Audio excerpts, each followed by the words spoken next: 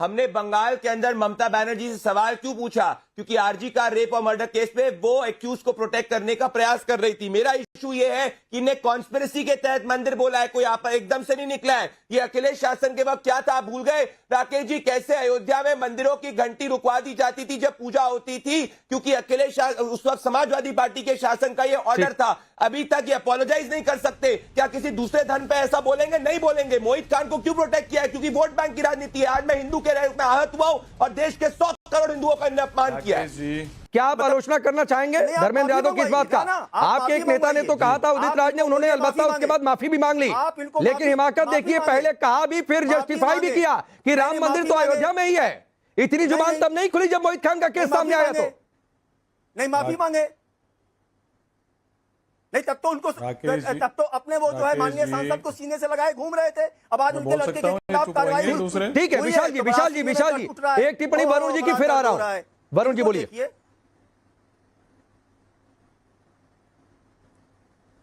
राकेश जी, मैंने कई बार कहा, शाब्दिक आचरण बड़ा मर्यादित होना चाहिए राजनीति में आप होते होते।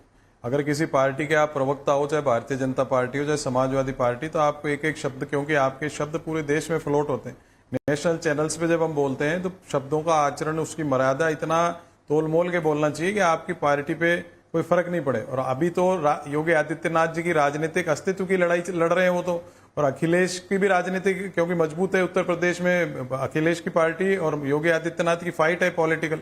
तो अखिलेश की जो पार्टी है, समाजवादी पार्टी के एक एक आदमी को सतर्क हो जाना चाहिए। अगर उनका कोई सदस्य कोई बदमाशी में लिप्त है, कोई गुंडागर्दी में लिप्त है, उसको तुरंत प्रभाव से इनको चुनाव तक तो कम से कम इनको हटा देना चाहिए पदों से। अरे कैसे हटाएंगे? तो उम्मीदवार है। सबसे बड़ा इशू जो आपने उठाया वो है जो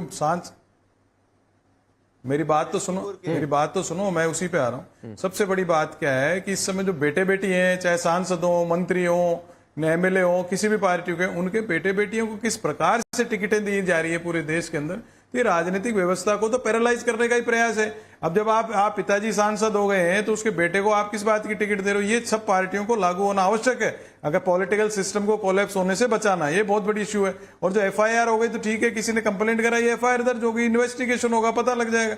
सबसे ज्यादा विपक्ष को सतर्क रहने की जरूरत है, क्योंकि ये जो लड़ाई है उपचुनाव और आने वाला विधानसभा, योगी आदित्यनाथ जी का पॉलिटिकल एग्जिस्टेंस की लड़ाई है। और क्योंकि विपक्ष मजबूत हुआ इस लोकसभा चुनाव में, तो विपक्ष को तो बहुत ज्यादा सतर्क हर तरह से रहने की आवश्यकता है। सुबह शाम सड़कों पे आने की आवश्यकता है जनता के इश्यूज की। मैंने कई बार कहा कि विपक्ष ने 10 नहीं, लेकिन अभी जो धर्मेंद्र यादव ने कहा उस पर भी तो बोलिए सर। कोई जन आंदोलन, राम मंदिर वाली जो लाइन बोल दी कि मंदिर परिसर में रेप हो गया, ऐसे बोलकर निकल जाने दे क्या? नहीं, मेरी बात तो सुन लो पूरी, मेरी भी हो जान दो, सबने इतनी देर बोला। दूसरी बात, अगर भारतीय जनता पार्टी की बात करें तो उड़ीसा में आते ही कितना विभत्स कांड कल हुआ है, परसों हुआ है, उस पर भी भारतीय जनता पार्टी को एक्सप्लेन करना चाहिए। अभी भंडारी जी ने नाम गिना है चिन्मयानंद और कुलदीप सेंगर का, तो आपने गिना है चिन्मयानंद कुलदीप सेंगर का, ही सारी पार्टियों में हो रहे हैं। तो ये एक पैन इंडिया प्रॉब्लम है। दूसरी पार्टी पे आरोप लगा दें, अपनी पार्टी को दूध का धुला बता दें, तो मूर्खता की बात है। जनता तो समझ रही है इस बात को कि सारे एक से हो चुके हैं, सारे दल चट्टे बट्टे एक से। नहीं सर, अरे सुनिए, आपने उड़ीसा का जो जिक्र किया उसमें भी अभी कई बातें सामने आने लगी है सर। अब आखिरी नतीजा आने दीजिए। हाँ, एग्जैक्ट वहां पर हुआ क्या था वो भी पता चल जाएगा, उस पर भी चर्चा कर लेंगे। सर मैं आपको 20 सेकंड और दे रहा हूं। आप क्यों नहीं धर्मेंद्र यादव पर बोल रहे हैं कि उन्होंने गलत बोला कि सही बोला आपके हिसाब से? जी, अयोध्या में कहीं भी रेप हुआ तो बोल देंगे मंदिर परिसर में रेप हुआ। बोला राकेश जी, मैंने बोला नहीं बोला सर आपने? मैंने यही तो बोला, शब्दों को तोल मोल करके। नहीं तो आप ये कह नहीं रहे कि धर्मेंद्र यादव ने गलत बोला। आचरण बड़ा समझ के करना चाहिए। आप ये एक लाइन नहीं बोल पा रहे कि धर्मेंद्र यादव ने गलत बोला। मैंने तो कह ही रहा हूं ना, धर्मेंद्र यादव। अरे भाई मेरे, आप चुप रहोगे जब भी तो बोलूंगा, उस पे आऊंगा। मैं कह रहा हूं धर्मेंद्र यादव को भी तोल मोल के अपने जैसे मंदिर परिसर। ठीक है, 20 सेकंड और धर्मेंद्र यादव आप लीजिए। है ना, राम मंदिर आपको एहसास है कि आपने क्या बोला? चुनाव तक किसी बयान।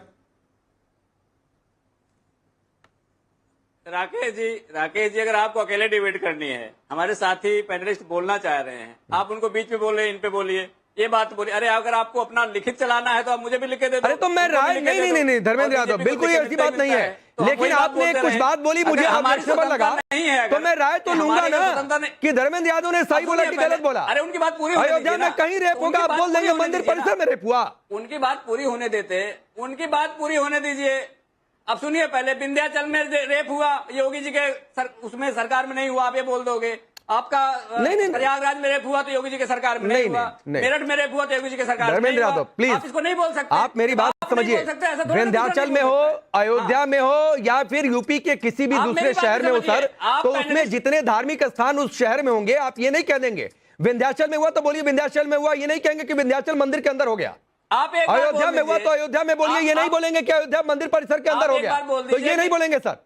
आप बोलिए, बिल्कुल बोलिए, आप समझिए इस बात को, इस बात की गंभीरता को। आप सुनिए, आप एक बार बोल दीजिए, एक बार अरे चिल्लाओ मत, आप एक बार बोल दीजिए कि उत्तर प्रदेश महिला अपराध में नंबर 1 है योगी सरकार में। अगर इतनी हिम्मत है आप बोल के दिखाइए। नहीं जो, अरे नहीं धर्मेंद्र यादव, अगर आंकड़े ये बता रहे हैं कि इस समय महिला अपराध में नंबर 1 है, तो रहेगा मेरे कहने या नहीं कहने से, या मैं कह दूंगा कि नहीं है तो गलत थोड़ी नहीं हो जाएगा, सही थोड़ी नहीं हो जाएगा।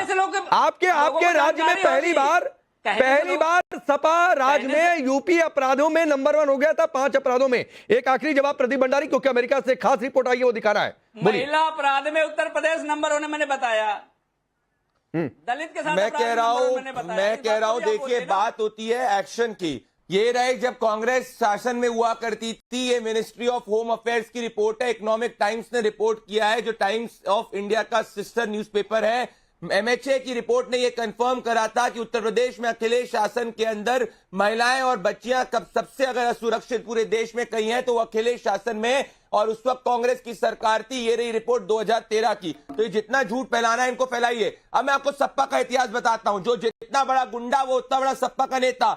आजम खान कन्विक्टेड सपा का नेता, अतीक खान कन्विक्टेड सपा का नेता, मोहित खान 14 साल की बच्ची का रेप करने वाला सपा का नेता, नवाब सिंह यादव रेप करने वाला सपा का नेता, वीरेंद्र बहादुर पाल सपा का नेता, अजीत प्रसाद सपा का नेता, जाहिद बेग एक डोमेस्टिक हेल्प के खिलाफ कैसे उत्पीड़न करने वाला सपा का नेता, अब्दुल्ला आजम खान सपा का नेता, Munna Malik cyber crime racket चलाता सपा का नेता, दिशन त्यागी मुरादनगर के अंदर मोलेस्ट किया था स्कूल टीचर को सपा का नेता, रामेश्वर सिंह यादव उत्तर प्रदेश गैंगस्टर रैंक के अंदर है सपा का नेता, अफाक खान सपा का नेता, महिला को ब्लैकमेल करना और सेक्सुअली एक्सप्लॉइट करा कन्नौज के अंदर सपा का नेता, चवैंत यादव जनरल सेक्रेटरी सपा का नेता बुक हुआ है, अब्दुल कादिर जिलान सपा का नेता एक्सटॉर्शन के अंदर बुक हुआ है, सचिन खरवानी वैंडलाइज करने के अंदर कार लूटने के अंदर में सपा का नेता, सचिन केशवानी सपा का नेता, सैयद खतून सपा का नेता, शफीकुर रहमान की मृत्यु हो चुकी है, संबल राइट के अंदर वो एक्यूज थे, उमेदपुर पालान वापस से कम्युनल वायलेंस इंसाइट करने के लिए सपा का नेता, इरशाद कुरैशी रेप का आरोप सपा का नेता, निजाम कुरैशी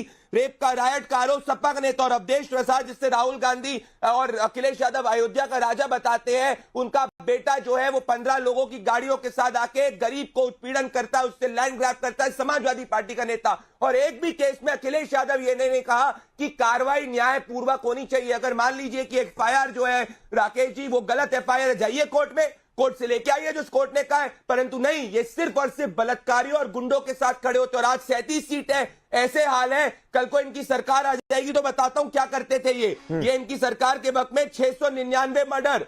ये रहा को वापस से टाइम्स ऑफ इंडिया रिपोर्ट करूंगा, मैं टाइम्स ऑफ इंडिया पे बहुत विश्वास रखता हूं मैं। 699 मर्डर 45 दिन के अंदर हो गए थे जब अखिलेश यादव का शासन था। तो ये क्या बोलेंगे, ये सिर्फ गुंडाइयों और रेपिस्टों को प्रोटेक्ट करते हैं, इनको दिक्कत इसी बात। अब चलिए धर्मेंद्र यादव, जिस तरीके से नाम गिनवा दिए प्रदीप भंडारी ने, मैं आपको भी देता हूं सर, और उसी फ्लो के साथ अगर आप नाम गिनवा सकते हैं तो नाम गिनवाइए, जनता को भी पता चले। नंबर 1 बात है। नंबर 2 बात, सवाल दूसरा ये इसी के साथ कि आप एनकाउंटर को फर्जी बताएंगे लेकिन एक एनकाउंटर फर्जी साबित नहीं कर पाएंगे। इसी तरीके से आप केस फर्जी बताएंगे लेकिन केस को अदालत में जाकर चैलेंज देकर एफआईआर क्वेश्चन नहीं करा पाएंगे। क्या आपने अभी तक जाकर अदालत में यह कह दिया है कि यह चुनाव से पहले जानबूझकर एफआईआर की गई, इसे क्वेश्चन किया जाए? क्या आपकी पार्टी ने यह मूव किया है? दोनों बातों का जवाब दीजिए। काशी में बेटी की अस्मिता लूटने वाले भारतीय जनता पार्टी के 3 नेता, जिसको भारतीय जनता पार्टी जमानत मिलने के बाद केक खिला रही थी, पिज्जा खिला रही थी, ये भारतीय जनता पार्टी का असली चरित्र है।